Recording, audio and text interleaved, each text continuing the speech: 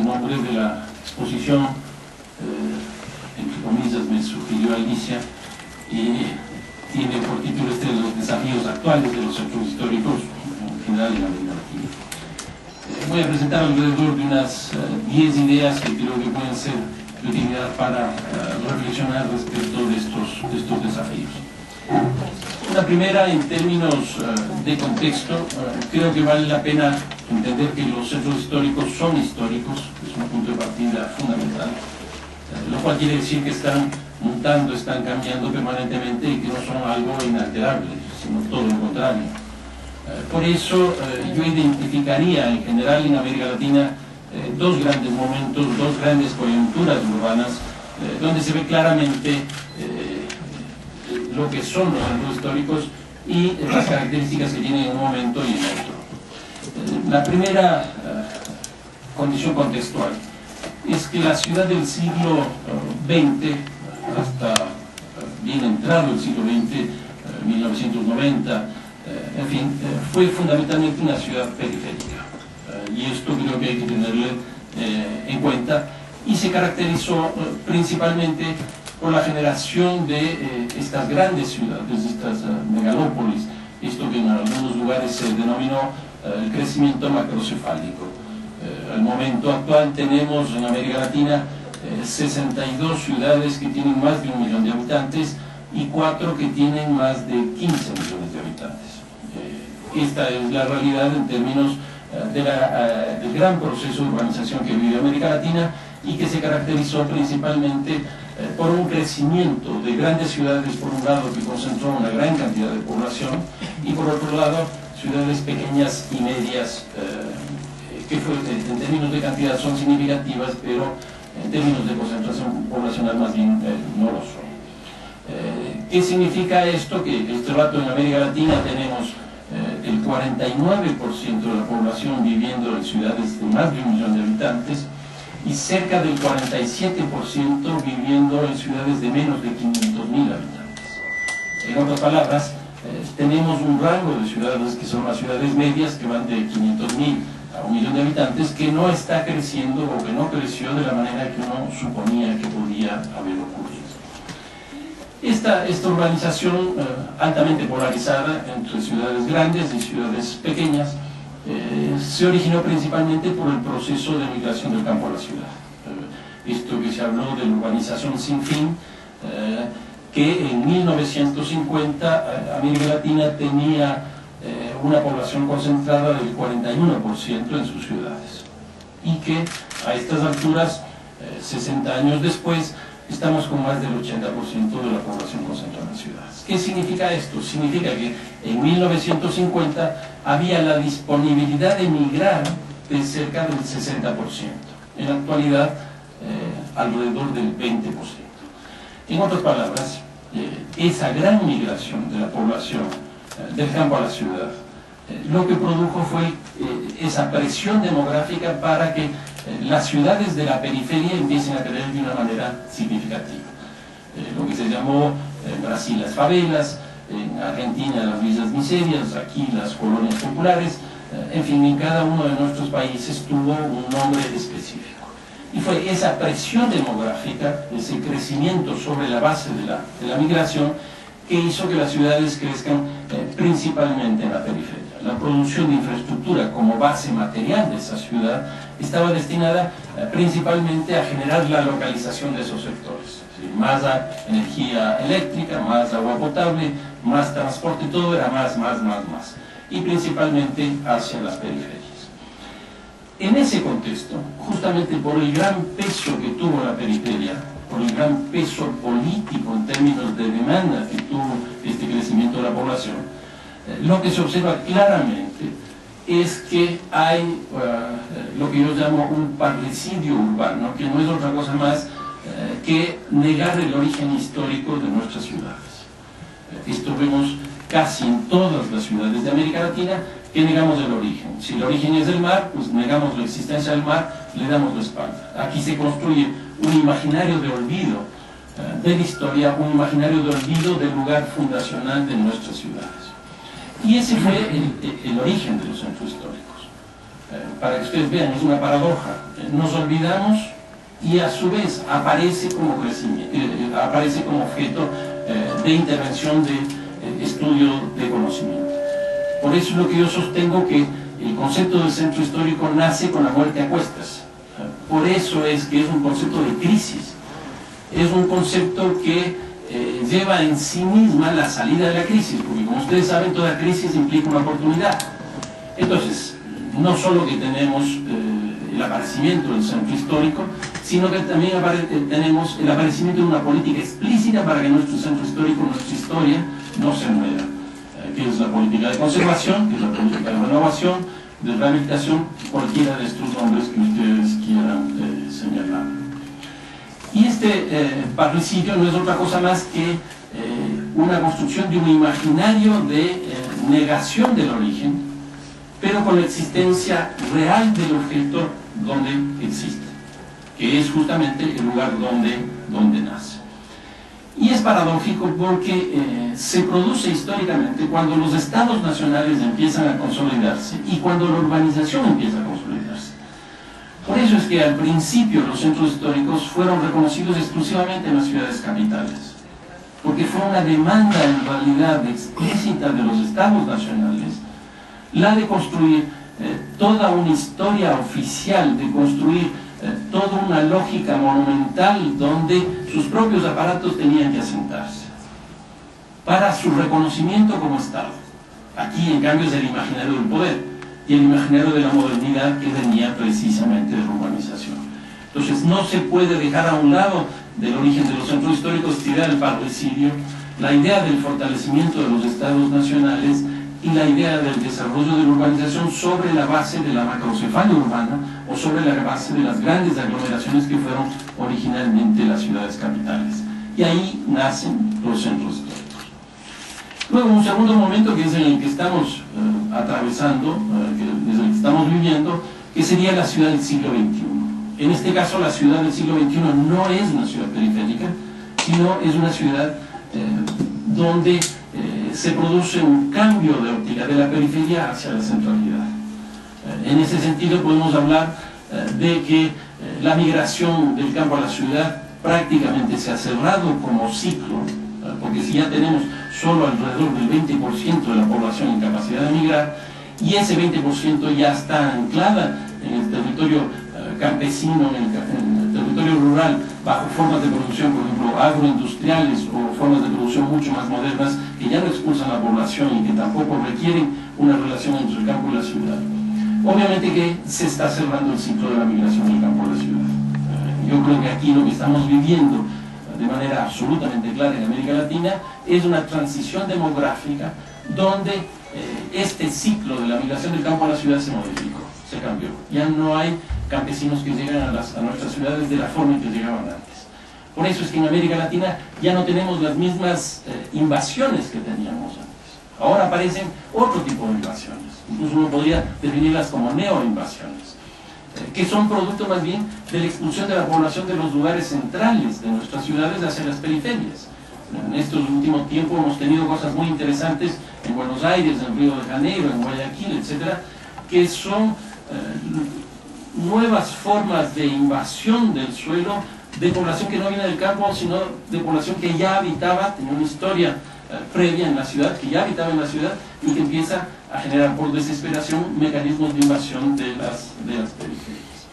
Entonces, hoy día, por este motivo del cierre del ciclo de la migración del campo a la ciudad y por la apertura de una nueva forma de migración altamente significativa, como es la migración internacional, y que ustedes conocen mucho más en el caso de México, obviamente que establecen nuevas formas de articulación interurbanas.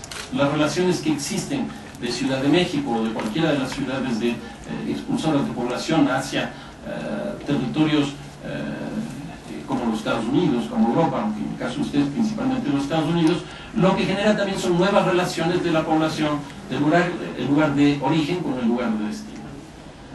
Y entonces aquí por un lado tenemos que ya no hay la presión demográfica tan fuerte que hace que regresemos a la ciudad construida, y por otro lado por las nuevas migraciones, que esa ciudad construida esté enlazada internacionalmente o que empecemos a hablar de la posibilidad de que ciertas ciudades están relacionadas con otras ciudades, como el caso de San Francisco, el caso de Miami, el caso de Nueva York, etcétera, no solo por las remesas económicas, por las remesas culturales y también por las nuevas tecnologías de la comunicación.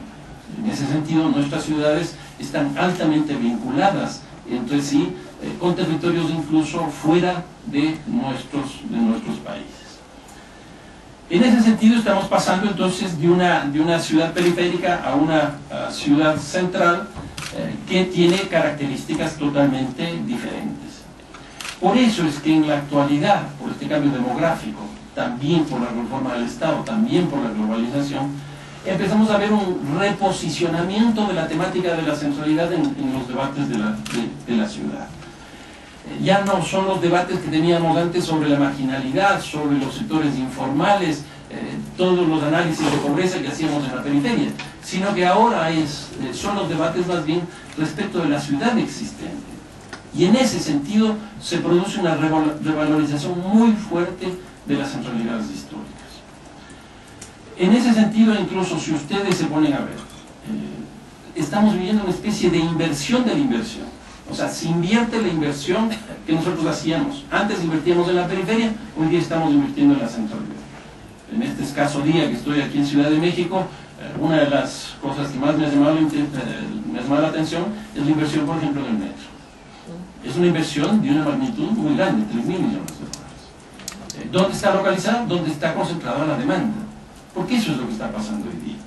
La inversión en el centro histórico de Ciudad de México, ¿por qué se hace ahí? Porque ahí está concentrada una cantidad de actividad económica, política, etcétera, y porque hay demandas para que eso ocurra. O sea, esto no es cuestión de que viene un clarividente y empieza a descubrir qué es lo que hay que hacer. Son demandas específicas que empiezan a aparecer en nuestra ciudad. Entonces, en ese sentido, hay una inversión de la inversión. Entonces, la inversión ya no se hace en la periferia, sino que se invierte principalmente en la centralidad. Entonces, aquí podríamos decir que estamos viviendo bajo la presencia de un nuevo objeto de intervención, un nuevo objeto de estudio, que es una nueva centralidad distinta a la que teníamos en el siglo XX, donde la periferia era el elemento principal, el elemento central. Un segundo elemento en términos metodológicos y conceptuales que creo que es importante tener en cuenta. Y es la realidad, y es la relación entre centralidad e historia. Y aquí tenemos que partir señalando que toda ciudad es histórica. Y este es un punto de partida fundamental. ¿Por qué? Porque se cree que solo son históricas aquellas ciudades que la UNESCO las declara como tales. Y no es así. Toda ciudad es histórica porque toda ciudad ha sido producida en distintos momentos de la historia, con tecnologías diferentes, con formas de producción específicas, con materiales del momento, etcétera, etcétera. Entonces, toda ciudad es histórica. Punto uno. Pero punto dos, todo lo que está dentro de una ciudad también es histórico. Entonces, hay barrios históricos y hay centralidades históricas. Y en ese sentido podríamos llegar a la conclusión, que me parece que es la que interesa en este caso, es que todas las centralidades que hay en una ciudad son históricas. Porque han sido producidas históricamente, porque han sido producidas por relaciones de producción específicas, porque el transporte en esa época era de una manera, la velocidad de la ciudad en ese momento era más rápida, menos rápida de la que tenemos en un momento posterior. Entonces, toda ciudad es histórica y todas las partes de todas las ciudades son históricas. Entonces, si el todo y las partes son históricas, todas las centralidades son históricas. O sea, no hay una sola centralidad, porque también aquí hemos tenido problemas al creer que solo el centro fundacional es histórico. Y no es así. Todas las centralidades son históricas. ¿Dónde radica entonces la particularidad de lo histórico en las centralidades? Esa sería la siguiente pregunta. Y reside principalmente en la lógica de concentración de dos hechos. Por un lado, en que algunos lugares de la ciudad, en algunas centralidades de la ciudad, hay una concentración de la noción de antigüedad de una forma más de una forma mayor que en otros lugares. Y esto, por ejemplo, las centralidades fundacionales, obviamente que tienen mayor noción de antigüedad, porque ahí es el origen de la ciudad, ahí se fundó la ciudad. Pero eso no quiere decir que sea la única, pero sí establece esta condición. Ahí nacen los centros históricos, pero no son los únicos. Y lo más interesante de esto es que si bien el momento fundacional determina el nacimiento de una centralidad histórica, lo que va ocurriendo de ahí en adelante, en ese centro histórico y en otros centros históricos de la propia ciudad o de otras ciudades, es que su propia existencia va a depender de la suma de tiempo al pasado. No de la conservación, de la suma de tiempo al pasado. En otras palabras, siguiendo aquí las tesis de François Schwein, ella sostiene que así como en una ciudad hay valor de uso, hay valor de cambio, también hay valor de historia. Y el valor de historia no es otra cosa más que esta: incorporar más tiempo al pasado. Si nosotros no incorporamos más tiempo al pasado, ese centro histórico se nos va a morir, o por lo menos se va a congelar, y no va a haber una expresión de una generación en ese centro histórico. Las posibilidades de que un centro histórico pueda desarrollarse va a depender que las generaciones que transmitan hacia las futuras generaciones tienen que añadir mayor valor de historia, es decir, sumarle tiempo al pasado, y esto en un territorio específico. Por eso es que los centros históricos en general, ya no solo los fundacionales, se caracterizan por la concentración en pequeños espacios de alta densidad de historia. Entonces, este es un caso de noción de antigüedad, pero también tenemos centralidades históricas donde hay funciones centrales específicas. Y aquí va a depender ya no de la cantidad de tiempo acumulada, sino de la calidad de las funciones centrales que existen, y la calidad de las funciones que existen se determina principalmente por los ámbitos de influencia. Y hoy día la mayoría de los ámbitos de influencia por el desarrollo de las nuevas tecnologías de la comunicación ya no son locales, ya no son nacionales, son internacionales. Incluso el gran planteamiento respecto del turismo. El turismo es básicamente una función que está dentro de un centro histórico, que es una función central, que tiene un grado de influencia que va mucho más allá de los territorios nacionales.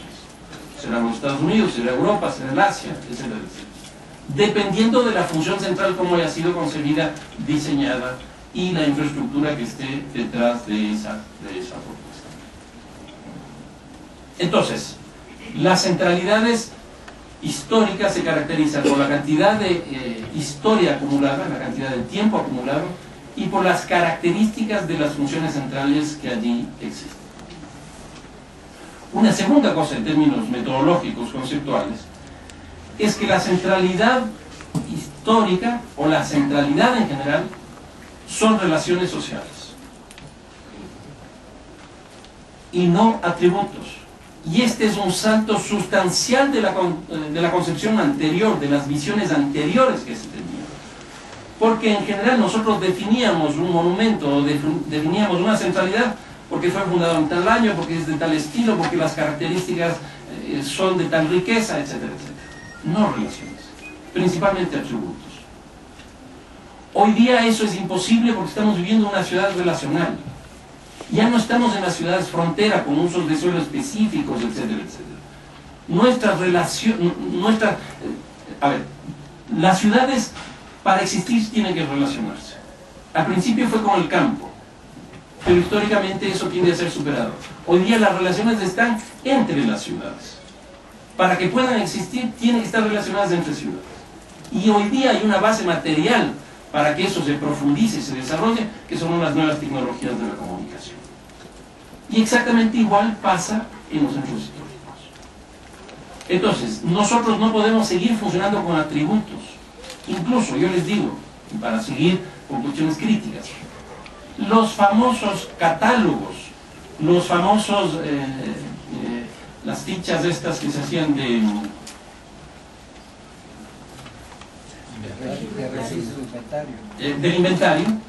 básicamente son de atributos. Yo hice cuando fui secretario de planificación del municipio, y creo que hay que seguir haciendo. Pero eso nos va a definir exclusivamente atributos. No nos van a definir relaciones. Las relaciones nos van a definir las funciones centrales. Esto que les digo respecto al turismo.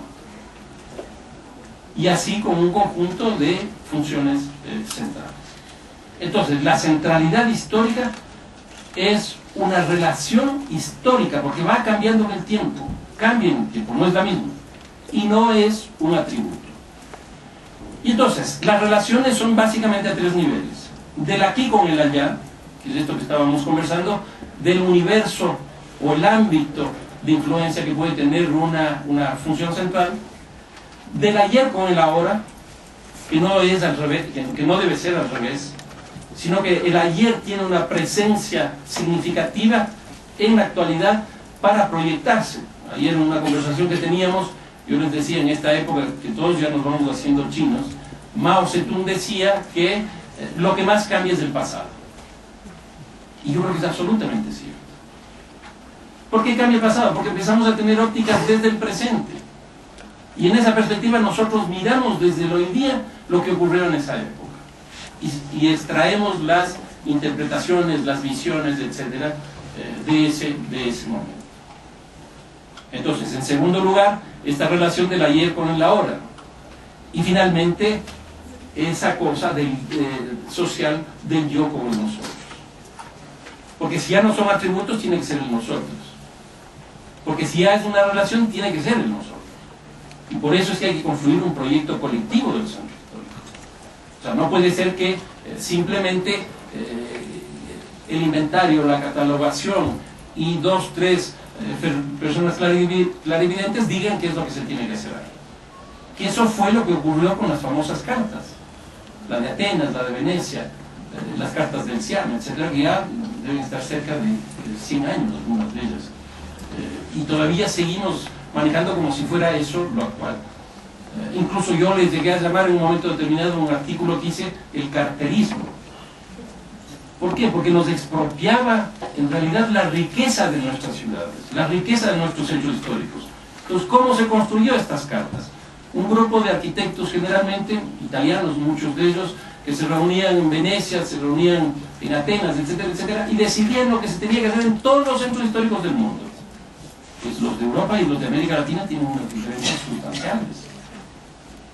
Los centros históricos de las grandes ciudades con los de las pequeñas tienen diferencias sustanciales. Los centros históricos de las zonas costeras son distintos a las zonas de montaña. Los centros históricos de producción de minas o ciudades mineras son distintos a los que tienen vocación, no sé, industrial, agrícola. Entonces, lo que ocurrió es que esas cartas fueron formas de interpretación de la realidad, entre comillas, que vaciaron de objeto de análisis y de intervención.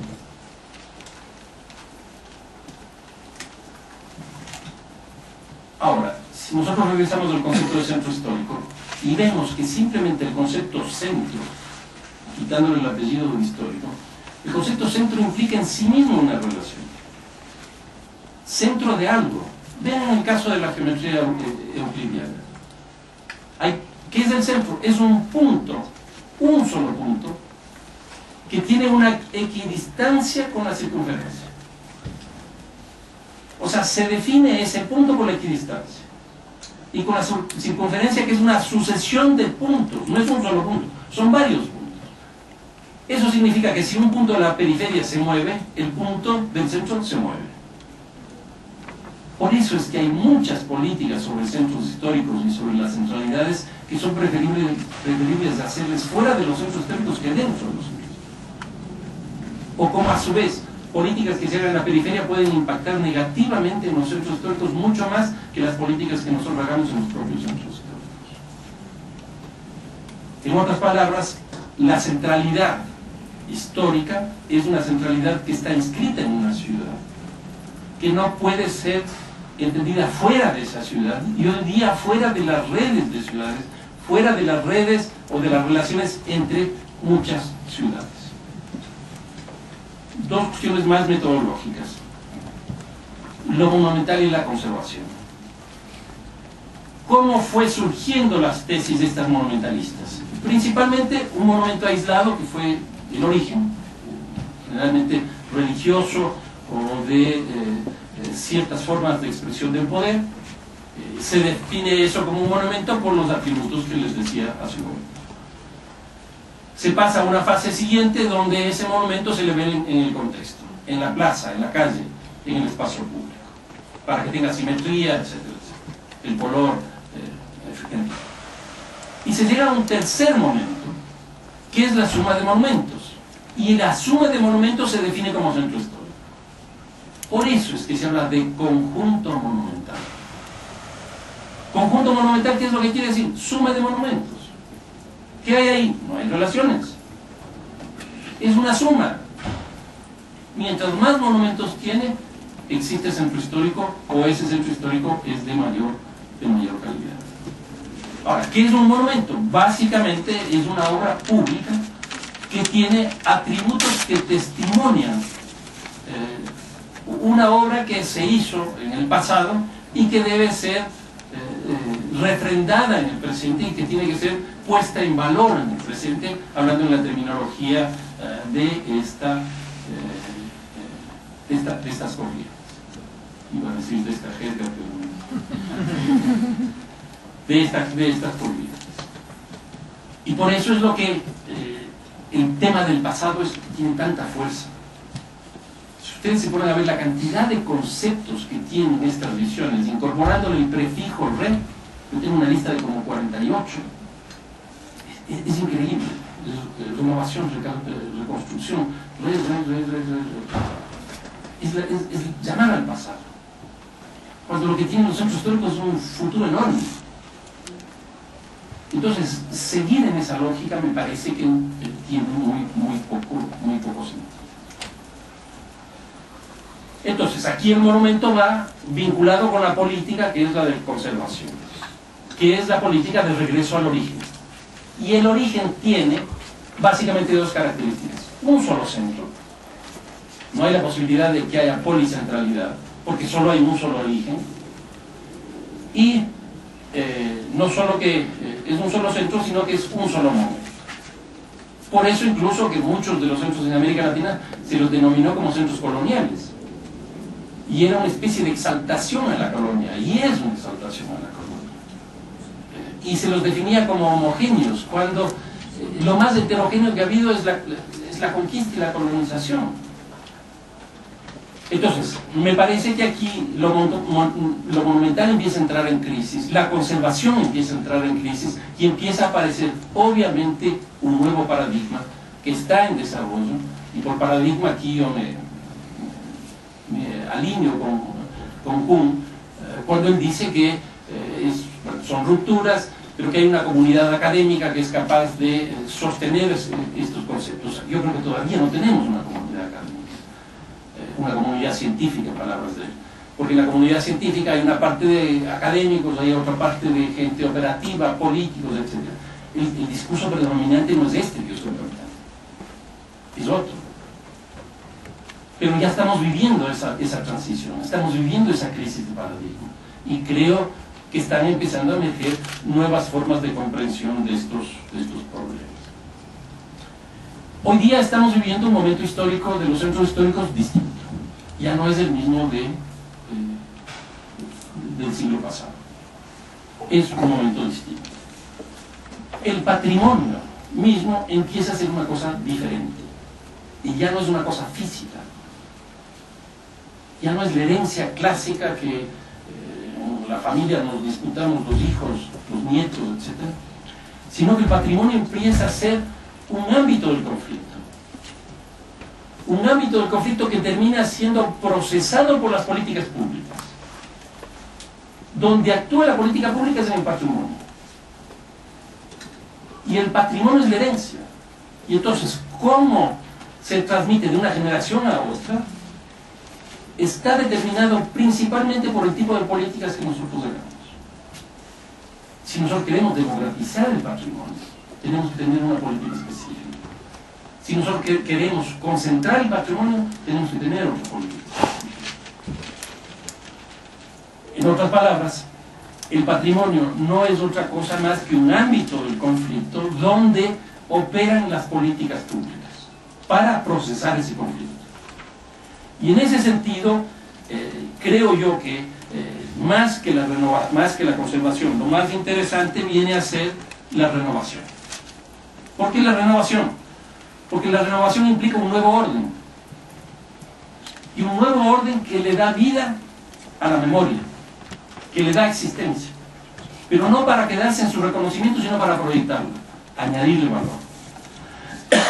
Y porque además, la renovación integra la centralidad con la ciudad. Si no hace eso, pues se queda en la misma visión anterior.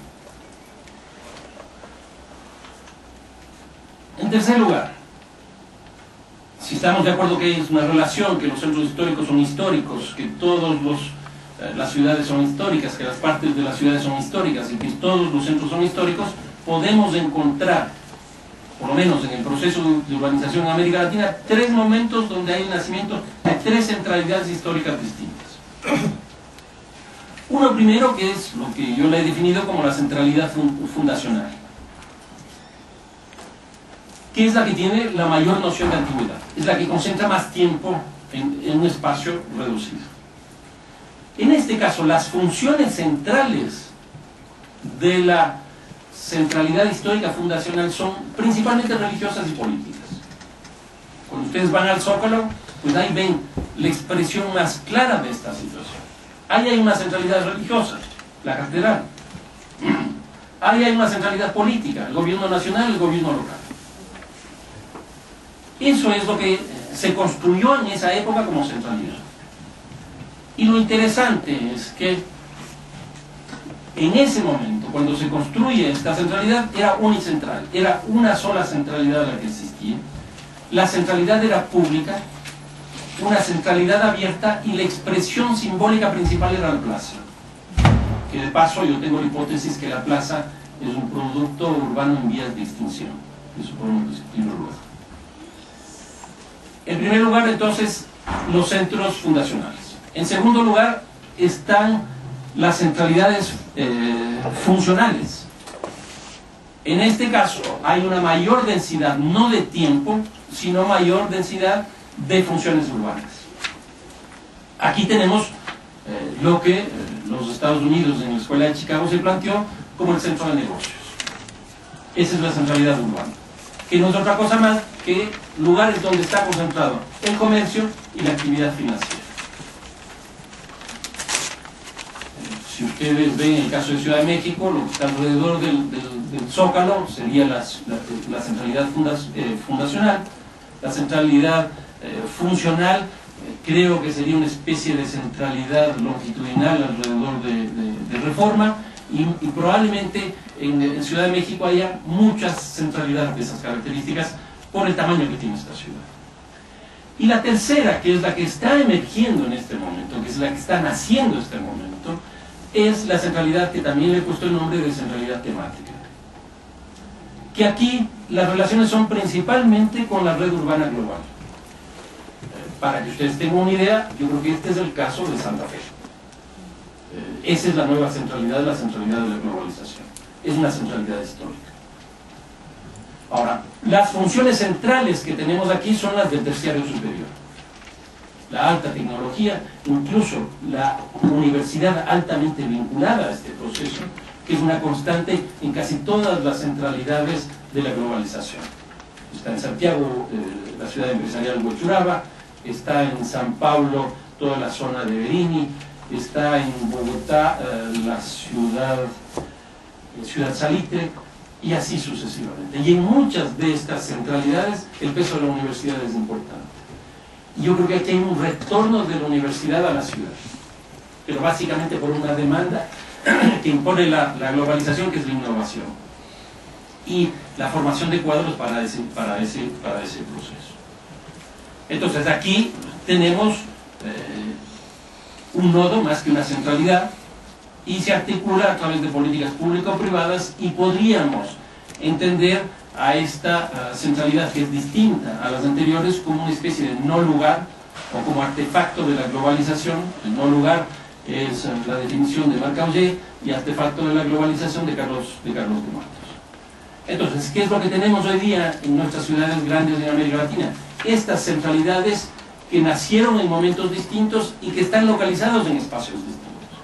Ayer discutíamos 3 planes de 3 ciudades intermedias mexicanas. Y yo les decía, en el caso de las ciudades intermedias, no vamos a tener una policentralidad como la que tenemos en Ciudad de México, sino que es muy probable que vamos a tener una sola centralidad donde las 3 condiciones o las 3 funciones centrales que existen en estas centralidades estén en la misma centralidad. En otras palabras, que lo religioso, lo político, lo económico, lo comercial, lo financiero y también algunas de las funciones vinculadas al terciario superior, que probablemente sea la más débil por un problema de mercado interno y de inserción en el mercado global. Vamos viendo algunos desafíos. Yo creo que una política de centralidad histórica sin política económica no es posible. Tenemos que tener política económica. Y aquí hay algunas consideraciones. El patrimonio actúa en la actualidad como capital. Y es un capital que se rentabiliza. Y el city marketing está vinculado directamente a este capital. Entonces tenemos que tener una política frente a eso, de estímulo, de regulación, de restricción, lo que sea. Pero tenemos que tener una política económica respecto a esto. Una segunda característica del momento en que vivimos por las lógicas privatizadoras que hemos tenido en estos últimos 25 años es que hoy día la ciudad se maneja más desde las políticas del mercado que desde las políticas públicas. Y aquí viene una paradoja. La reforma del Estado lo que nos planteó es la descentralización en los municipios. Hoy día en América Latina todos los municipios tienen autoridades electas democráticamente, tienen recursos propios y tienen competencias específicas. En otras palabras, los municipios, los poderes locales tienen más peso en América Latina en relación al gobierno nacional, pero son mucho más débiles para el manejo de la ciudad. Porque frente a este proceso de descentralización lo que hemos tenido es un proceso de privatización, incluso de la propia función de los municipios. Hoy día la energía eléctrica se privatizó, el agua potable se privatizó, etc. Es decir, gran parte de los elementos de política urbana que tenían los municipios, como era la producción, distribución, etc. de los servicios, hoy día están en el ámbito privado. Entonces, si bien tienen mayores capacidades frente a los gobiernos nacionales, tienen menores capacidades también para el desarrollo de una política en la ciudad. Y eso exactamente igual pasa en los centros históricos. Los centros históricos hoy día se manejan mucho más por el mercado que por las políticas que nosotros podamos hacer. Nuevamente, si nosotros no tenemos una política económica frente a esto, el mercado se llevará como quiera ese camino. Ahora, obviamente que aquí hay que establecer algunos elementos de política económica. Una primera es que tenemos que tener un proyecto de ciudad y esa ciudad como un todo tiene que tener una política económica. Pero la política urbana también tiene que revestirse de una política económica en términos tributarios, por ejemplo, en términos crediticios, si es que se va a ir en esa línea, en la perspectiva de estímulos o restricciones, porque no se olviden que las políticas tienen que establecer estímulos, restricciones, regulaciones, establecer cómo opera el mercado en definitiva. Si el mercado es el elemento central de un centro histórico, en términos de su funcionamiento, la política urbana tiene que establecer políticas respecto de esa situación. Políticas de centros históricos sin financiamiento no existen. Yo les digo con experiencia que he tenido de pasar por el municipio de la ciudad de Quito, que ustedes conocen, el centro histórico de Quito, las características que tiene, incluso declarado como primera ciudad en la lista del patrimonio de Naciones Unidas. Si nosotros no tenemos explicitado el financiamiento, pues no se hace. Yo creo, con experiencia esta que les digo, es que lo que no está en el presupuesto no se hace. Es tan dramático como eso. Y aquí también vienen cosas tan dramáticas como la siguiente. Yo negocié el crédito con el Banco Interamericano de Desarrollo de $42 millones para el Centro Histórico de Quito. Habíamos hecho una planificación que yo considero para ese momento muy interesante del Centro Histórico de Quito. Llegaron los 42 millones del BID con una política específica, que era básicamente recuperar la inversión, y nos desarmaron con los recursos económicos del plan. ¿Y por qué? Porque el BID tenía su política y tenía los dólares. Que ahora nosotros también ya tenemos dólares. Que nos dijeron cuáles son los proyectos que permiten la recuperación de recursos económicos: centros comerciales, viviendas de cierto nivel, trabajo de ciertos estacionamientos que rinden económicamente, etc. Nosotros no nos dimos cuenta en ese momento, más bien estábamos felices porque, por decir algo, el 25-80% del plan ya lo podíamos ejecutar. ¿Qué es lo que ocurrió? El financiamiento se comió el plan. ¿Y qué es lo que ocurrió? El City Marketing lo desarrolló el BID, no Quito. Y a Quito el BID le convirtió como un caso exitoso. Y hoy día soy muy crítico de las cosas que yo hice. Yo creo que hoy día, y esta es una de las conclusiones que les iba a plantear, me parece que Quito ya no es un patrimonio de la humanidad, sino que es un patrimonio del mercado. Y me parece que tenemos que estar pensando en ese tipo de situaciones, porque a la larga eso es lo que va a ocurrir.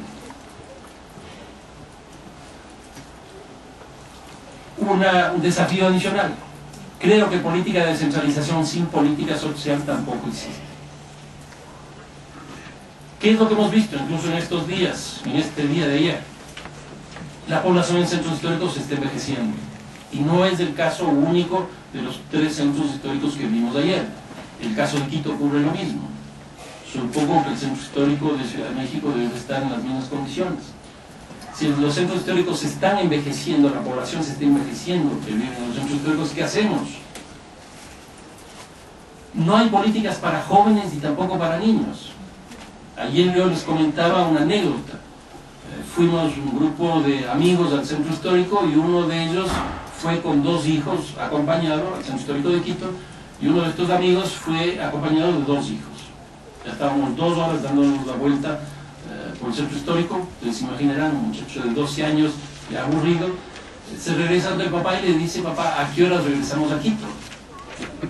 O sea, nunca se sintió en Quito. Él fue de paseo a otra ciudad, probablemente a un pueblo, no sé cuál será el mar.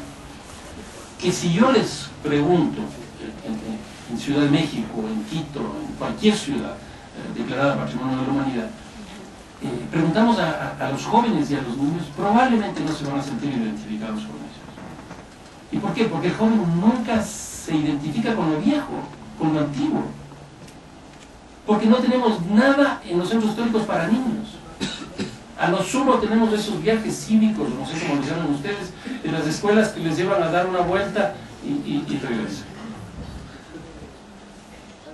Entonces yo creo que tenemos que construir aquí una política para la juventud. Generalmente cuando encontramos un edificio bueno, hay 2 grandes ideas que tenemos nosotros. Uno, centro cultural, y otro, museo. ¿Quién ha pensado en un centro deportivo? Miren, los centros históricos en general no tienen espacios verdes, no tienen actividades deportivas. ¿Por qué no pensar en otras actividades? Discotecas incluso, para que sean atractivas para los jóvenes y para los niños. En tercer lugar, lo que tenemos en los centros históricos es que se ha concentrado ahí la pobreza, y se concentró justamente en el momento histórico en que se produce la periferización de la urbanización en América Latina. ¿Y por qué aparece la pobreza? Porque los sectores de altos ingresos deciden reubicarse, podríamos decir incluso en la primera renovación urbana, deciden reubicarse en otros lugares y dejan un espacio vacío que tiende a ser llenado por otro estrato de la población, que son básicamente sectores populares. Pero la única posibilidad para que los sectores populares puedan llegar a los centros históricos es bajo la lógica del hacinamiento, del tugurio, que no es otra cosa más que el pago entre muchos de una cantidad muy grande. Así, si vale 100 la localización aquí, necesitamos 20 familias. Si vale 200, necesitamos, no sé, 15 familias. Entonces, el hacinamiento es la norma a través de la cual la pobreza se asienta en los centros históricos. Y esto establece una contradicción muy peligrosa, que es la contradicción entre la riqueza cultural, arquitectónica, urbana, etcétera, que existe en estos centros históricos, con la pobreza que tiende a asentarse en estos espacios. Resultado de eso, ¿qué es lo que tenemos? El deterioro. Porque la pobreza, como la riqueza, son como el rey Midas. La pobreza es el rey Midas al revés. Lo que toca lo empobrece. La densificación es eso, porque es una lógica económica. Y entonces tenemos que tener una política, si bien para la arquitectura, para el urbanismo, etc. Pero si estamos viendo que lo deteriora es la pobreza, tenemos que tener una política respecto a los pobres. Ahora, aquí también tenemos que tener una cuestión clara.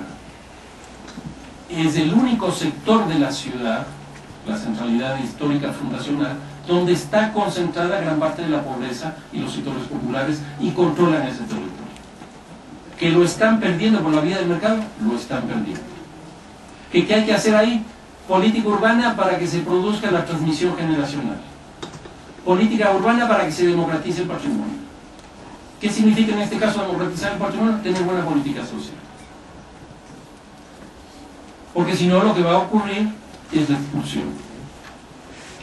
Y la pobreza de la centralidad es distinta a la pobreza que hemos trabajado en la periferia. Porque en la periferia no hay energía eléctrica, no hay agua potable, no hay transporte, etc. Todo eso hay en la centralidad. Entonces, una pobreza distinta. No podemos analizar ahí la pobreza por las necesidades básicas insatisfechas. No sé, Alicia, tú que eres especialista en eso, por ingresos. O quizás tengamos que adoptar otro criterio para que nos permita entender esta situación. Resultado de esto, no solo que tenemos esta erosión de la riqueza que tiene el patrimonio en las centralidades, sino que estamos viviendo también un peligroso despoblamiento de los centros históricos. El precio del suelo se dispara, la especulación no se niega, hay una ruptura de los ciclos de producción con los de reproducción, hay una ruptura de los lugares donde se trabaja con los lugares donde se vive, porque ayer Francisco Arrubias nos contó un dato impresionante, y es que en Zacatecas el 60% de los viajes de las personas que viven en el centro histórico se hacen en el propio centro histórico. ¿Qué significa eso? Que van a la tienda de la esquina, que van a la posta de salud, que van a la escuela, que van al lugar de trabajo, etcétera, etcétera. Si nosotros cortamos el lugar de trabajo, en el caso de los centros históricos, estamos teniendo una política sobre vivienda que puede conducir a la reubicación o a la expulsión. Lo mismo si nosotros sacamos la tienda de la esquina. En otras palabras, no hay lugar como el centro histórico donde los ciclos, donde los enlaces, donde las relaciones sean tan profundas como en este espacio. Por eso es que no podemos tener políticas sectoriales explícitas, sino que tenemos que tener políticas integrales. Tenemos que ver la calidad de los servicios, porque eso también produce despoblamiento. Hay mucho inmueble abandonado en los centros históricos. Es lo mismo que pasa con los terrenos abandonados en la periferia. Lo que en una época se llamó los terrenos de engorde. Pues si en la periferia se llaman terrenos de engorde, yo, en el caso de los centros históricos, diría los edificios de engorde. Se está especulando. ¿Por qué para los terrenos de engorde nosotros establecimos políticas tributarias más rigurosas y no para los bienes inmuebles que están abandonados en los centros históricos? Subamos los impuestos. ¿Para qué? Para que regresen al mercado, para que no estén afuera. Política económica. Si los precios son muy altos, necesitamos política social que equilibren esa situación. Y uno de los problemas más graves que puede producir el despoblamiento es que estemos vaciándonos de sociedad. En el caso de Quito, que es lo que más conozco yo y que es lo que más me duele a mí, el 42% de la población de Quito, del centro histórico de Quito se fue en 15 años. 42%.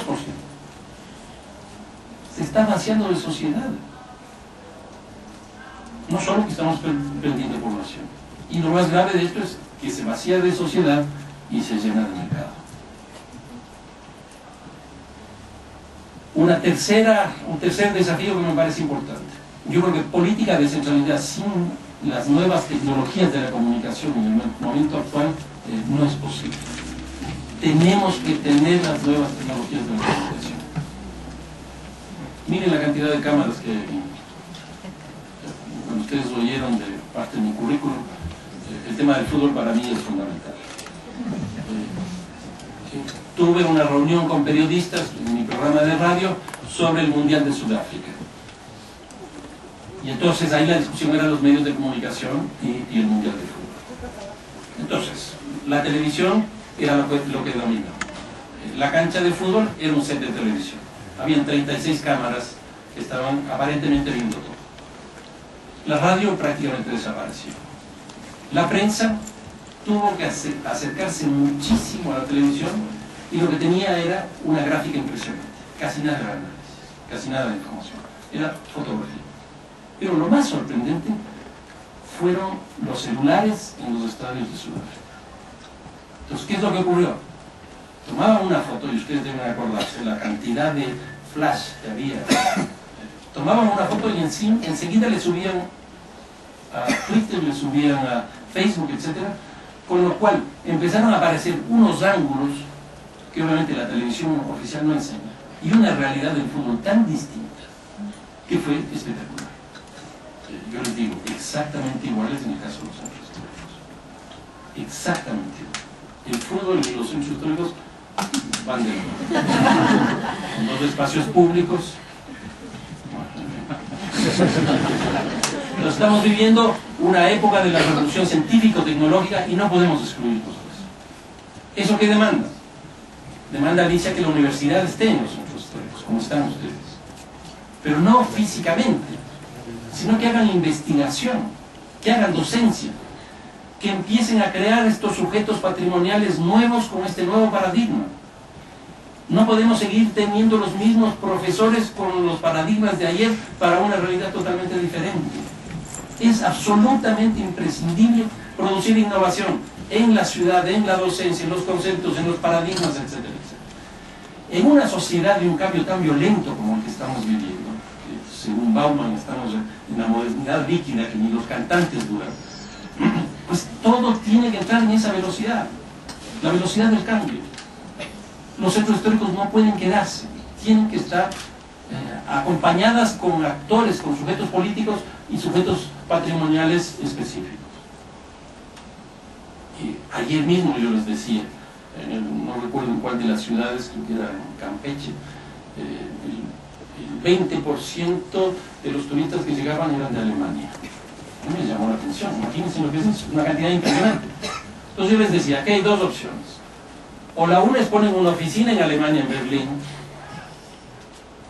para que haga toda el mercadeo, establezca las relaciones, etcétera, para que pasar de 20 a 30, o en su defecto nos subimos a las nubes, es decir, al internet. Pero eso es lo que tenemos que hacer. Eso es lo que tenemos que hacer. Entonces el blog, el portal y la nube son elementos fundamentales hoy día de los centros históricos. ¿Qué es lo que produjeron estas nuevas tecnologías de la comunicación? Una reducción de los territorios distantes. Hoy día sabemos exactamente lo que pasa en Libia, lo que pasó en Irak. Empezamos a tener asesinatos globales, crímenes globales, matrimonios globales, etcétera, todo en tiempo real. Los centros históricos tienen que entrar en esa lógica. El tiempo en los centros históricos tiene que ser un tiempo real, no del pasado, no de la memoria. Tiene que ser un tiempo actual. El espacio tiene que ser, del centro histórico tiene que ser del ciberespacio. Porque si no se queda. Y se queda frente a la propia ciudad y siempre queda frente a otros centros históricos que están caminando en ese sentido. Y por qué? Porque hoy día, según Ulrich Beck, estamos viviendo en comunidades urbanas transnacionales. Esto es la migración que les decía hace un momento. Estamos articulados con los Estados Unidos. No solo por remesas, por la tecnología. Cuando uno camina en cualquier barrio popular de Quito, me imagino que una colonia popular en Ciudad de México debe ser muy parecido, uno encuentra un desarrollo tecnológico que se queda asombrado. Telefonía, máquinas de fotos, telecentros, máquinas de video, etc. Y la mayoría de esas tecnologías son pagadas desde el exterior. El caso de la migración ecuatoriana, por ejemplo, a Murcia es muy fuerte. En España está, como corresponde, la Telefónica de España, Movistar. Entonces, ¿qué es lo que ocurre? Los migrantes les entregan a sus familiares en el Ecuador, en Quito, los teléfonos, que hoy día ya no es un teléfono, sino es una computadora, es una oficina, es mucho más que eso, para mantenerse permanentemente en contacto. ¿Y qué es lo que ocurre? No pagan en Quito, sino que pagan en España. Los centros comerciales, bajo la famosa figura del delivery. Hoy día se hace la compra de la semana en un Walmart, no sé si estén con esa tecnología, probablemente sí. Yo compro con la lista del internet, con mi tarjeta de crédito, y la entregan en Ciudad de México acá. De eso estamos hablando. Eso es lo que está ocurriendo en nuestros centros históricos. Y estas comunidades urbanas transnacionales están actuando en un tiempo y un espacio distinto de los centros históricos de lo que era antes y de lo que es hoy día. Y las funciones centrales tienden a ampliarse gracias a las tecnologías de la comunicación. ¿Por qué? Porque todo esto que estamos hablando son funciones centrales, pero son funciones centrales en espacios distintos, en un ciberespacio que tiene que ser el centro histórico. Caso contrario, pues no se incorporarán. Ahora, en ese sentido, las centralidades, y principalmente la centralidad de la globalización tipo Santa Fe, que les decía, son nodos o son hubs de ciertas redes económicas, políticas, sociales, etcétera, que están operando. Esa es la ventaja que tiene Santa Fe sobre el centro histórico fundacional. Por eso es lo que el desarrollo de la ciudad incluso empieza a irse para allá. Cuando nace Santa Fe estaba en la periferia, pero estaba mucho más centralizada en el comercio global que la propia centralidad histórica fundacional. Y aquí viene una cuestión que a mí me gusta mucho. Le Corbusier hace más de 100 años planteó que el éxito de una ciudad dependía de la velocidad. Claro, era la época del automóvil, ¿no es cierto? Entonces, la velocidad estaba vinculada al automóvil. Hoy día no puede estar vinculado al automóvil, sino a las nuevas tecnologías, a las autopistas de la información. Pero ¿qué es lo que ocurre? No solo que en el caso de los centros históricos debe estar vinculada a la velocidad, sino también a la memoria. Y para mí esto es una computadora.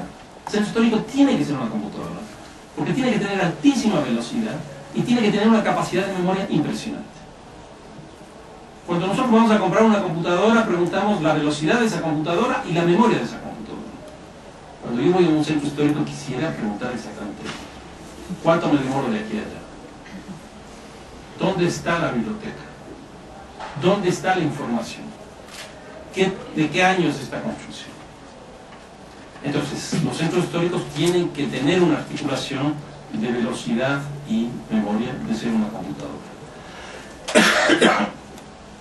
Política de centralidad sin política urbana no existe. Esto me imagino que debe haberles quedado claro después de lo que hemos visto. Porque la centralidad histórica existe en la relación con la ciudad.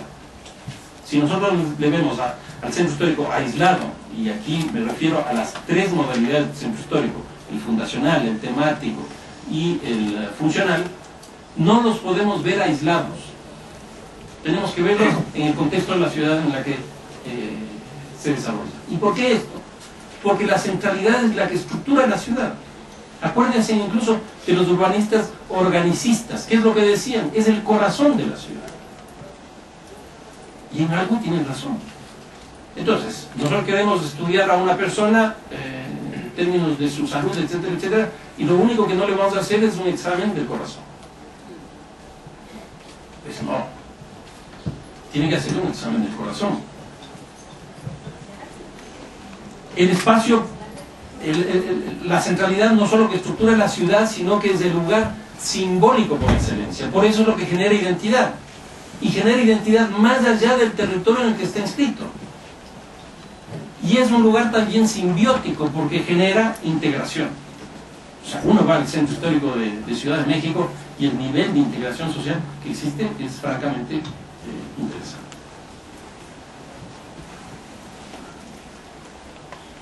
En ese sentido, un proyecto del centro histórico tiene que ser parte y aportar al proyecto de una ciudad. En octavo lugar, la centralidad es una plaza. ¿Por qué? Porque la nueva centralidad que tenemos que generar es la de un ágora, la de la plaza.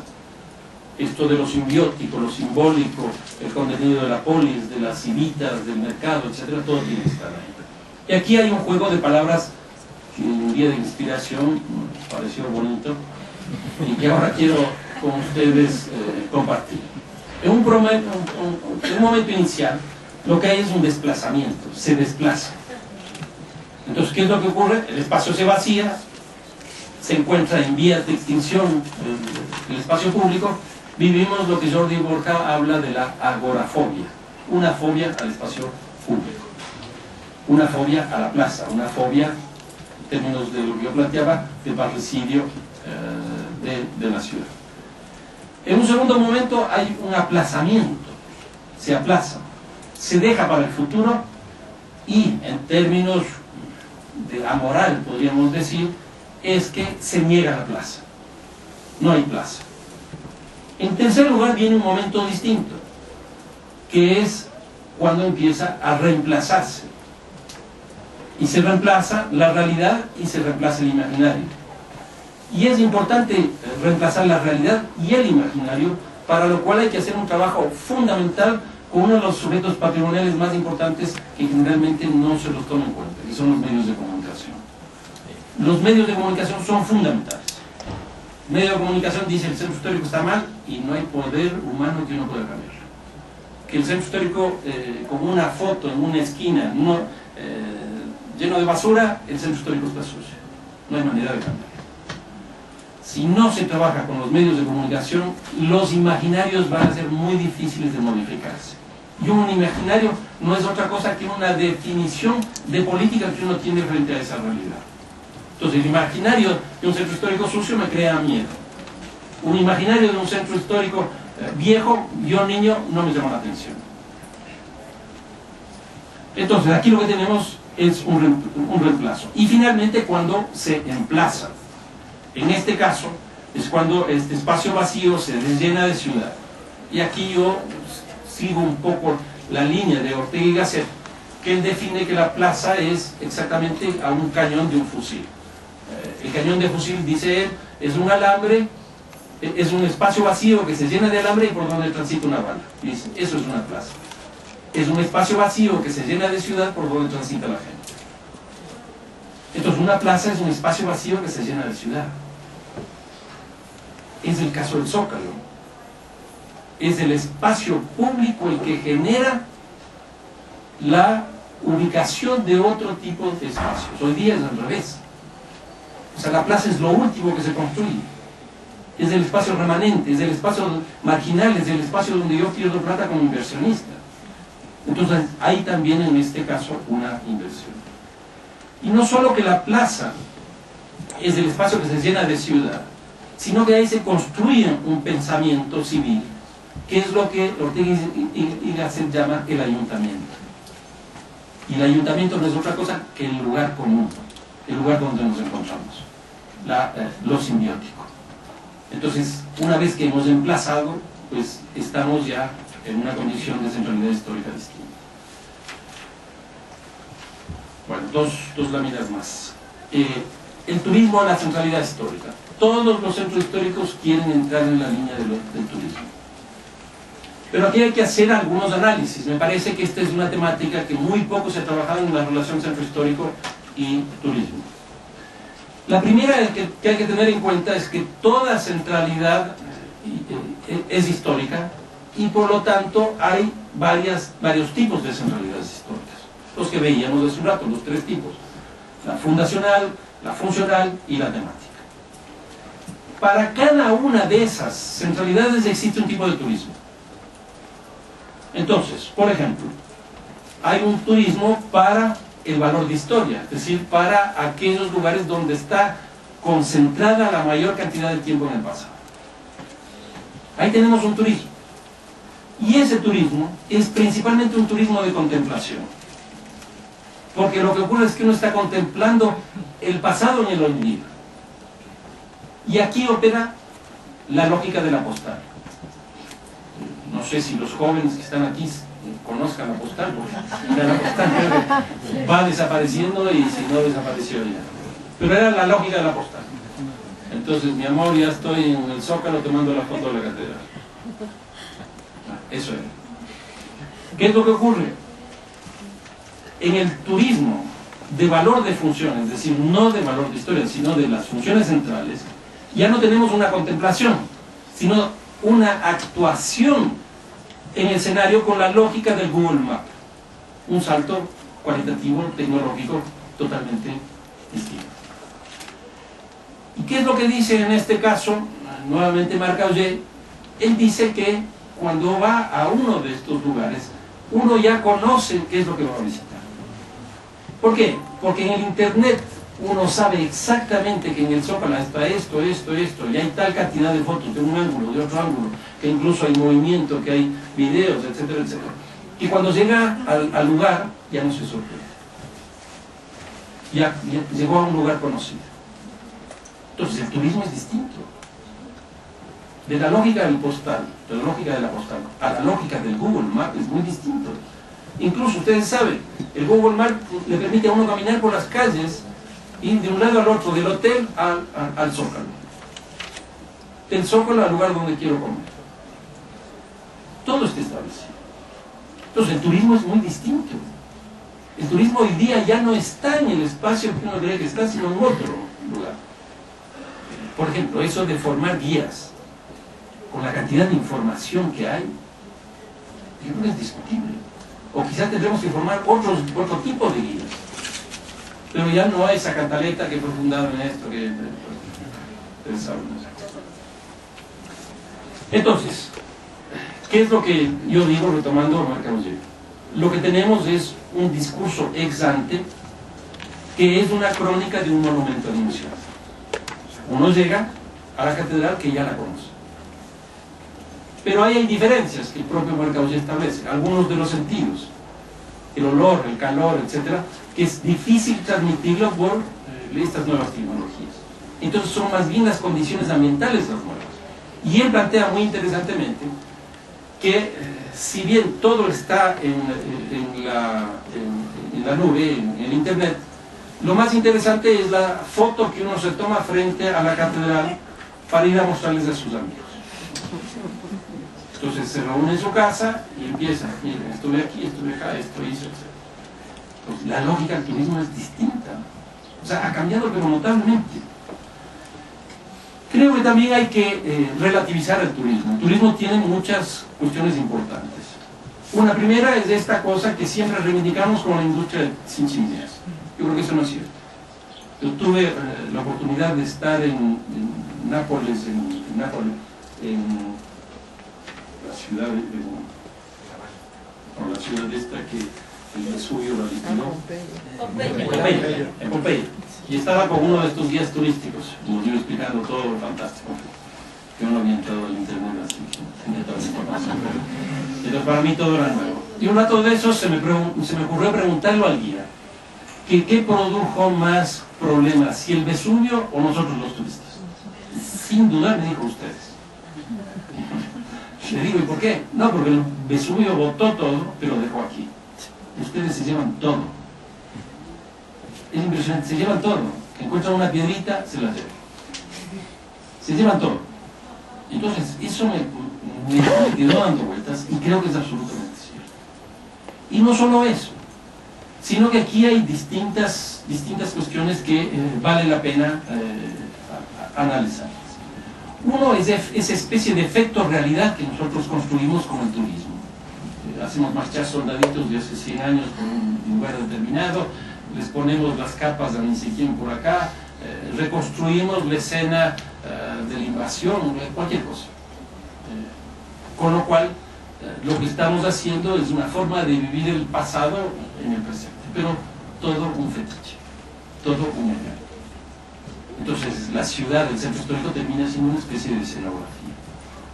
Pero también tenemos no solo el efecto realidad, sino el efecto franquicia. Entonces, los hoteles hoy día, por ejemplo, franquicia Hilton. Cuando uno está en un hotel Hilton en San Francisco, un hotel Hilton en México, un hotel Hilton en Quito, no está en ninguna de las tres ciudades. Porque la franquicia no es otra cosa que la reproducción de la marca, de la imagen corporativa. Incluso la comida termina siendo casi siempre internacional. La franquicia se diseña para un mercado de turismo medio internacional. Y ya sabemos de dónde viene esa demanda.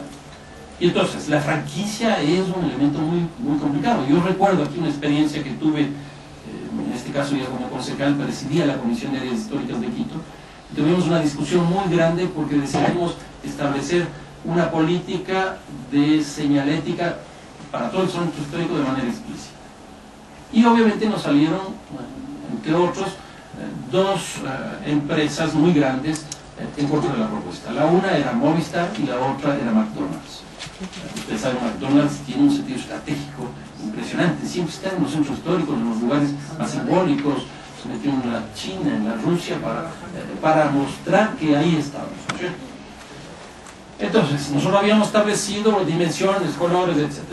Y para que ustedes vean lo paradójico, la gran discusión era las dos M's, la de Movistar y la de McDonald's.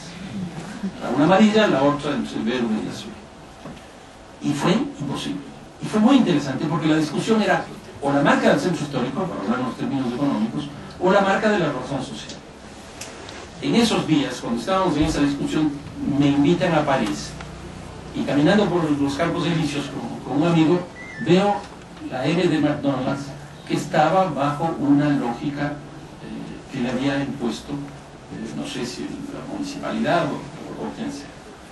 Tomé fotos como loco, llegué y les dije, bueno, París hay esto. Ah, pero esto es Quito. No, pero París. Y finalmente les ganamos. Les ganamos. Pero aquí ven ustedes un debate respecto de dos marcas, de dos identidades, de dos expresiones simbólicas que están en un centro histórico, porque un centro histórico es un espacio de un conflicto muy, muy grande. Dos, tres conclusiones y para terminar. Creo que el centro histórico, o los centros históricos, son los lugares de la ciudad que más cambian. Esto me parece que es casi un axioma, una tesis, etc. Si los centros históricos son los que más cambian, ¿por qué plantear políticas de conservación? ¿Por qué seguir con una normativa de los centros históricos de hace 70 años? Los centros históricos de hoy día son muy distintos a los que era la Carta de Atenas, era la Carta de Venecia, era la Carta de Quito, que fue, si no me equivoco, en el 76, 77. Hoy día los centros históricos son otra cosa, necesitamos otra normativa. Cuando les digo o les decía que me preocupa mucho el tema del mercado, es porque hay que regular, porque no hay que desregular, sino todo lo contrario. Pero también hay que establecer políticas de compensación. Por decirles algo, el propietario de un edificio que está inventariado es una persona que está castigada. ¿Quién se beneficia de eso? Pues la ciudad toda. ¿Por qué no hacemos equilibrios? ¿Por qué no generamos una cierta normativa que nos permita, como existe en España, creo que aquí en México también, según lo que lo escuchaba Alicia, de venta de edificabilidad? ¿Por qué no entramos en esas lógicas? Porque estamos aferrados a unas normas de las cuales difícilmente nos vamos a poder salir. Una segunda conclusión es que en los centros históricos se concentran las conflictividades más significativas de la ciudad. Lo que veíamos, el tema del abandono, el tema de la pobreza, tema de la riqueza cultural que existe, arquitectónica. Anteayer que llegué la noche a Ciudad de México, estoy en un hotel en el centro histórico, pasé por el Zócalo, ahí está la expresión de la conflictividad, está tomado el centro histórico por malos. Y no es el único caso, es ya casi normal, es de los pocos centros históricos que acoge la política. En muchos casos más bien lo que se hace es reprimir la política. Y aquí me parece que es muy interesante porque el centro histórico como símbolo, quizás aquí vale la pena hacer una pequeña distinción. Ustedes recordarán el famoso Zapatur, ¿no es cierto? Cuando los zapatistas salen, van pasando por algunos zócalos, etc. Pero hasta que no llegan al Zócalo de Ciudad de México no se hace un movimiento nacional. Es para que vean el peso simbólico que tiene esa plaza. Es impresionante, las madres de mayo son más de mayo que de madres, ¿no? Es impresionante, porque ya son abuelas, pero es la plaza la que les da existencia. El centro histórico es el que les da la existencia, porque les da voz. Porque ahí está la conflictividad, porque ahí está la cantidad de información, porque todos nos damos cuenta. Entonces, sin duda, el centro histórico es un espacio cívico y un espacio de la política muy, muy importante. Y yo creo que se está quebrando, por suerte, el único discurso que teníamos sobre el centro histórico. Ya no hay un solo discurso. El comerciante callejero tiene un discurso, el comerciante formal tiene otro discurso, el político tiene un discurso, los medios de comunicación tienen otro, los académicos tienen uno y otro. Ya no hay una homogeneidad en eso. Y me parece que por fin nos ha empezado a entrar en una discusión sobre lo que es esto. Y la última cosa es que creo que el centro histórico tiene que definirse frente a esta disyuntiva que les decía hace un rato. Es el patrimonio de la humanidad por el mercado. Y como para que no esté ausente el fútbol, y esta es una frase que me gusta muchísimo, quiero que la vean. Alfio Basile, que fue el entrenador de la selección de Argentina, dijo: yo conozco perfectamente bien a mis jugadores en la cancha. Lo que pasa es que empieza el partido y esto es exactamente lo que nosotros hacemos con la planificación urbana. Nosotros decimos que el mercado, que esto, el otro, etcétera, etcétera, sabemos todo como deben estar, pero el rato que toque el árbitro el silbato, todos los actores se mueven y no sé en qué terminamos. Muchas gracias.